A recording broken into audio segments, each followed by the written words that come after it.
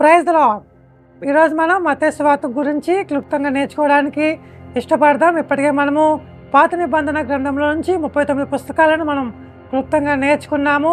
అయితే ఈ యొక్క మత్తయి సువార్త కోసం చూస్తే కనుక కొత్త నిబంధనలో యొక్క మత్తయి సువార్త మొట్టమొదటి పుస్తకం. అయితే కనుక ఒక యూదుడు ఇంకొక యూదుడి కోసం వివరిస్తూ తెలియజేస్తూ యూదులకే రాసినటువంటి ఒక పత్రికనే యొక్క మత్తయి సువార్త అంటూ ఉంటాం. ఇక్కడ మత్తయి యూదుడే, అలానే రాసింది యూదులకు. ఎవరి కోసం రాసినంటే కనుక యూదా జాతి అయినటువంటి యేసుక్రీస్తు కోసము రాయటం జరిగింది. అందుకనే యొక్క పుస్తకం అంతా కూడా యూదుల యొక్క సాంప్రదాయాలు మనకు కనబడుతూ ఉంటాయి. ఈ మత్తయి భక్తుడు యేసుక్రీస్తుని యూదులకు పరిచయం చేయాలనే ఉద్దేశంతో యూదా సాంప్రదాయాలన్నీ తెలుసుకొని పరిశుద్ధాత్మ ప్రేరణతో ఈ యొక్క పుస్తకం రాయటం జరిగింది. మత్తయి అనగానే అర్థం ఏమిటంటే కనుక యెహోవా ఇచ్చు బహుమానం, లేకపోతే దేవుడిచ్చు బహుమానం. యేసుక్రీస్తుని దేవుడు మనకు బహుమానంగా ఇచ్చి ఉన్నాడు అనేటువంటి విషయాన్ని తెలియజేయటమే ఈ యొక్క మత్తయి సువార్త యొక్క ఉద్దేశం అన్నమాట. అయితే కనుక ఈ మత్తయి సువార్తలో మనం గమనిస్తే కనుక యేసుక్రీస్తుని రాజుగా వర్ణించడం జరిగింది. మొత్తం 4 సువార్తలు ఉంటుంటాయి. 4 సువార్తల్లో కూడా ఒక యేసుక్రీస్తు వారిని 4 విధాలుగా మనకు పరిచయం చేస్తూ ఉంటారు. మార్కు సువార్తలో యేసుక్రీస్తు సేవకుడు అని, లూకా సువార్తలో యేసుక్రీస్తు మనుష్య కుమారుడు అని, యోహాను సువార్తలో యేసుక్రీస్తు దేవుని కుమారుడు అని, అలానే ఒక మత్తయి సువార్తలో యేసుక్రీస్తు ఒక రాజు అని చెప్పి వివరించడం జరిగింది. అందుకనే ఈ యొక్క పుస్తకంలో ఎక్కడ చూసినా కూడా రాజ్యం అనే పదం మనకు కనబడుతూ ఉంటాయి. ఇంచుమించు 52 సార్లు రాజ్యం అనే పదం రాయబడి ఉంది. అలానే పరలోక రాజ్యం అనే పదము 32 సార్లు రాయబడి ఉంది. కేవలం ఎందుకంటే కనుక ఈ యొక్క ఉద్దేశం అంతా కూడా యేసుక్రీస్తు రాజు. అందుకని మనకి యొక్క పుస్తకం అంతా కూడా యేసుక్రీస్తు రాజుగా మనకు కనబడుతూ ఉంటాడు. మొట్టమొదటిలోనే తన ప్రజలను రక్షించుకోవడానికి, పాపం నుంచి విడిపించడానికి యేసు అనేటువంటి ఒక వ్యక్తి పుట్టాడని చెప్పి మనకు 1వ అధ్యాయం 20వ వాక్యంలో కనబడుతూ ఉంటుంది. అది మాత్రమే కాదు, కానీ 2వ అధ్యాయం 2వ వాక్యానికి వచ్చేసరికి యూదులలో రాజుగా పుట్టినవాడు ఎక్కడ అనే ప్రశ్న మనకు కనబడుతూ ఉంటుంది. ఆ విధంగా 6వ అధ్యాయంలోకి వెళ్ళేసరికి ఆయన ఒక రాజ్యం నీతిని వెతకండి అని చెప్పి మనకు కనబడుతుంటుంది. అలానే పుస్తకం మనం చూస్తే కనుక యేసుక్రీస్తు పరలోక రాజ్యం కోసం అనేక విషయాలు తెలియజేయడం జరిగింది.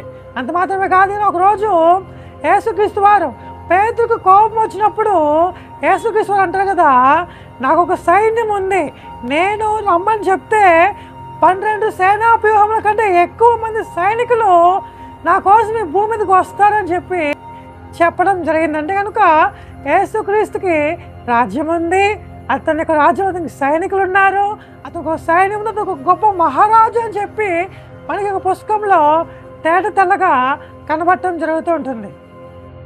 అంత మాత్రమే కాదు, కానీ పిలాతు కూడా యూదుల రాజు నీవేనని చెప్పి అడగటం జరిగింది. చీకటిలో కూర్చున్నటువంటి తన జనులు ఆశ్చర్యకరమైన వెలుగును చూచిదరని మాట కూడా మనకి ఒక మత్తయి సువార్తలో కనబడుతుంటుంది. చీకట్లో కూర్చున్న జనులు అంటే ఎవరంటే కనుక యేసుక్రీస్తు యొక్క ప్రజలు. మన గొప్ప వెలుగుని చుట్టమేనండి కనుక ఆ గొప్ప వెలుగే వారి యొక్క రాజు అని అర్థం. అనగా చీకటి అనగా శ్రమల్లోనూ, బాధల్లోనూ, కష్టాలలోనూ, అలానే రోమ ప్రభుత్వం కింద ఉన్నటువంటి యూదులు ఎంతగానో ఆ బాధకు గురవుతూ చాలా అల్లాడిపోతుంటున్నారు. చీకటి కాలంలో ఉన్న యొక్క ప్రజలు గొప్ప వెలుగును చూచుదనగా మెస్సియాను చూచుదన్న ఒక ఉద్దేశం వచ్చేలాగా మనకు ఆ యొక్క వాక్యం కనబడుతూ ఉంటుంది. అయితే కనుక ఈ యొక్క మత్తయి సువార్త మొత్తం 28 అధ్యాయాలు ఉంటాయి, 1071 వచనాలు ఉంటాయి. ఈ 28 అధ్యాయాలు మనము 7 భాగాలుగా విభజించుకోవచ్చు. మొట్టమొదటిగా 1వ అధ్యాయం నుంచి 4వ అధ్యాయం వరకు చూస్తే కనుక ఈ వాక్య భాగాల్లో మనకు యేసుక్రీస్తు యొక్క రాకడ కనబడుతుంటుంది. అనగా రాజుగారి యొక్క రాకడ.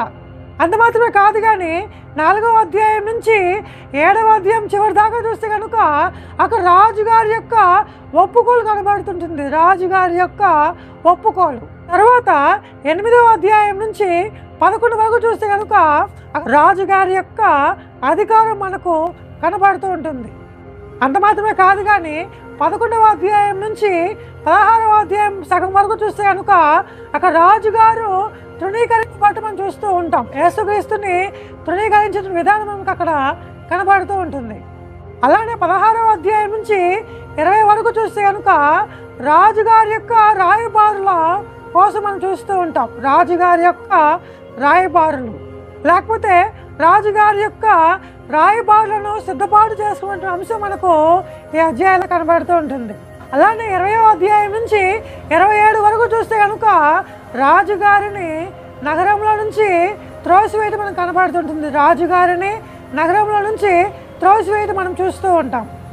ఇక చివరిగా చూస్తే కనుక 28వ అధ్యాయంలో రాజుగారి యొక్క అధికారం నిరూపించబడింది. రాజుగారి యొక్క అధికారం నిరూపించబడింది విధంగా ఈ 28 అధ్యాయాలు మనము 7 భాగాలుగా విభజించుకోవచ్చు.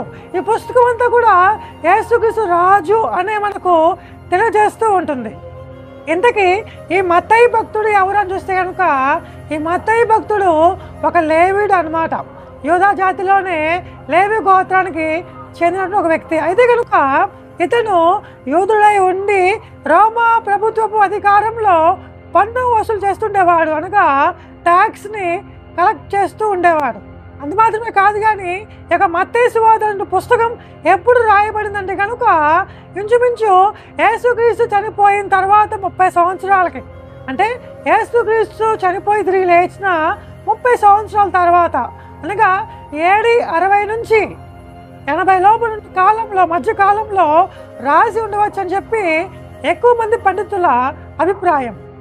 ఈ పుస్తకంలో మనకు 2 మూల వాక్యాలు కనబడుతూ ఉంటాయి. ఒకటి మీకు అందరికీ బాగా తెలుసు, 11వ అధ్యాయం 28వ వాక్యం, ప్రయాసపడి భారం మోసిన సమస్త జనులారా నా యొద్దకు రండి, నేను మీకు విశ్రాంతిని కలగజేస్తాను నటిస్తూ ఉంటుంది. రెండవదిగా 28వ అధ్యాయం 18 నుంచి 20 వరకు చూస్తే అక్కడ యేసుక్రీస్తు వారి యొక్క గొప్ప ఆజ్ఞ మనకు కనబడుతూ ఉంటుంది. ఈ 2 కూడా ఈ పుస్తకానికి మూలమైనటువంటి ముఖ్యమైనటువంటి విషయాలు అన్నమాట. అంత మాత్రమే కాదు, కానీ ఈ మత్తయి సువార్తకు ఒక ప్రత్యేకత కూడా ఉంది. ఏంటి ఆ ప్రత్యేకత అంటే కనుక కేవలం ఈ పుస్తకంలో మాత్రమే మనకు కొన్ని విషయాలు కనబడుతూ ఉంటాయి. అవేమిటంటే కనుక మొట్టమొదటిగా 9వ అధ్యాయం 28వ వాక్యం చూస్తే కనుక గుడ్డివాడి యొక్క స్వస్థత అనేది కేవలం ఈ పుస్తకంలో రాయబడి ఉంది. అంత మాత్రమే కాదు, కానీ 17వ అధ్యాయం 24 నుంచి 27 వాక్యాలు ఉన్నటువంటి పన్ను చెల్లించే విధానం కూడా కేవలం ఈ పుస్తకంలో మనం చూస్తూ ఉంటాం. కైసరుది కైసరుకు చెల్లించండి, అలానే దేవుడిది దేవుడికి చెల్లించనని మనం ఈ పుస్తకంలో మాత్రమే చూస్తూ ఉంటాం. అంత మాత్రమే కాకుండా పాత నిబంధన గ్రంథంలోని ప్రవచనాలు ఏమైతే ఉన్నాయో, పాత నిబంధన గ్రంథంలో ఏమైతే ప్రవచనాలు ఉన్నాయో ఆ ప్రవచనాలలో ఇంచుమించు 60 ప్రవచనములు ఈ పుస్తకంలోనే నెరవేరినట్టుగా మనం గమనించవచ్చు. ఆ 60 ప్రవచనములు కూడా ఈ పుస్తకం మనం చూస్తూ ఉంటాం. అంత మాత్రమే కాదు, కానీ ఈ పుస్తకాన్ని మనము 3 సువార్తలుగా చూడొచ్చు. ఒకటి యూదులకు సువార్త, యేసుక్రీస్తు రాజుగా పుట్టి ఉన్నాడు, ఇతడే మెస్సియా అని వివరించే విధంగా యూదులకు సువార్త ప్రకటిస్తే పుస్తకం రాయబడింది. అంత మాత్రమే కాదు, కానీ ఇది సంఘానికి సువార్త. కేవలం ఈ పుస్తకంలో మాత్రమే సంఘాన్ని ప్రస్తావించడం, సంఘం గురించి మాట్లాడటం, సంఘంలో ఉన్నటువంటి అనేక విషయాలు యేసుక్రీస్తు వారు బోధించడం అనేది మనకు ఈ పుస్తకంలో కనబడుతూ ఉంటుంది. మూడవదిగా ఇది బోధించే సువార్త. అపోస్తల కార్యాల గ్రంథం ఉన్నటువంటి అనేక విషయాలు కూడా ఈ మత్తయి సువార్తలో నుంచి తీసుకున్నట్టుగా మనం చూస్తూ ఉంటాం. ఈ పుస్తకంలో మనము యేసుక్రీస్తు యొక్క జననం, జీవితం, పరిచర్య, అలానే ఆయన యొక్క మరణం, అలానే ఆయన తిరిగి లేవటం, ఈ సన్నివేశాలన్నీ కూడా మనకి ఈ పుస్తకంలో కనబడుతూ ఉంటాయి. ఈ పుస్తకంలో ఆరోహణం అవడం అనేది మనకు కనబడదు. కాకపోతే శిష్యులతో మాట్లాడుతూ సదాకాలం నేను మీతో కూడా ఉన్నానని చెప్పిన ఒక మాటతో ఈ పుస్తకం ముగించబడుతూ ఉంటుంది. ఒక విషయం చూస్తే కనుక ఈ మత్తయి సువార్త అనేది బైబిల్ గ్రంథంలో 40వ పుస్తకం. 40 అనగానే పరీక్షకు, శోధనకు గుర్తు. అనగానే కనుక యేసుక్రీస్తు యొక్క లోకానికి వచ్చి ఆయనకి ఎన్ని పరీక్షలు అయితే పెట్టబడినాయో అన్ని పరీక్షల్లోనూ శోధనలోనూ ఆయన గెలిచి నిరూపించాడు, చూపించాడు. ప్రతి మానవుడు కూడా శోధనలను, పరీక్షలను గెలవగలడు అని చెప్పి ఆయన మనకు ఒక మాదిరిగా కనిపించాడు. 4వ అధ్యాయంలో మనకు ఆ యొక్క సంఘటన కనబడుతుంటుంది. అపవాది యేసుక్రీస్తు ఎంత శోధించినా కూడా యేసుక్రీస్తు శోధనను సహించి విజయాన్ని సాధించినట్టుగా మనం చూస్తూ ఉంటాం. అలానే ప్రతి ఒక్క మానవుడు కూడా ఈ యొక్క సాతాను యొక్క శోధనలను జయించగలడం. కాకపోతే ఏంటంటే కనుక యూదులు వారికి వచ్చినటువంటి యొక్క పరీక్ష ఏమైతే ఉందో మెస్సియాను గుర్తించడంలో, మెస్సియాను అర్థం చేసుకోవడం పరీక్షలో యూదులు ఓడిపోవటం జరిగింది. అలా ఓడిపోవడం వల్లనే యేసుక్రీస్తు వారిని సిలువ వేయటం జరిగింది. అలా సిలువ వేయబట్టే వారు పరీక్షలో ఓడిపోయారు కాబట్టే యేసుక్రీస్తు సిలువ వేయబడ్డారు. యేసుక్రీస్తు సిలువ వేయబడ్డారు కాబట్టే నేడు నీవు నేను కూడా రక్షణ పొందుకున్నాం. ఈ 28 అధ్యాయాల్లో అతి ప్రాముఖ్యమైనటువంటి అధ్యాయం ఏమైనా ఉందంటే కనుక అది 12వ అధ్యాయం. 12వ అధ్యాయం చదువుతుంటే కనుక ఇంకా మత్తయి సువార్త ఇంకా ముగింపుకు వచ్చేసిందేమో, యేసుక్రీస్తు యొక్క పరిచర్య ఒక పక్కకి వెళ్ళిపోయిందేమో అన్నట్టుగా మనకు అనిపిస్తూ ఉంటుంది. పరిసయ్యులు ముఖ్యంగా యేసుక్రీస్తు వారు దేవుని యొక్క శక్తితో అద్భుతాలు చేయట్లేదని, అపవాది యొక్క శక్తితో అద్భుతాలు చేస్తూ ఉన్నాడని చెప్పి పరిసయ్యులు బహిరంగంగా యేసుక్రీస్తు తిరస్కరించడం ప్రారంభించింది ఈ అధ్యాయంలోనే. యేసుక్రీస్తు వారు మంచివాడు కాదని, అబద్ధికుడని, అబద్ధ బోధం చేస్తూ ఉన్నాడని యేసుక్రీస్తుని తిరస్కరించడం జరిగింది.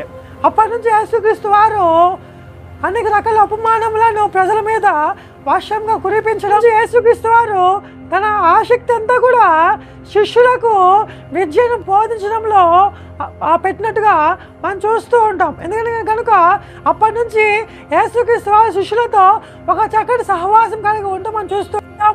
శిష్యులకు అనేక విషయాలు బోధించడం, మధ్యలో యేసుక్రీస్తు వారి యొక్క సిలువ ప్రయాణం ఎలా ఉండబోతుంటుందో, యేసుక్రీస్తుని ఎలా అరెస్ట్ చేస్తూ ఉంటారో, యేసుక్రీస్తుని ఎలా అయితే మీరు హింసిస్తూ ఉంటారో, మళ్ళీ యేసుక్రీస్తు ఎలా అయితే తిరిగి లేస్తారో ఈ విషయాలు కూడా బోధిస్తూ ధర్మశాస్త్రం ఎలా అయితే యేసుక్రీస్తు నెరవేర్చారో ఆ విషయాలను కూడా శిష్యులకు బోధిస్తూ ఉంటాడు.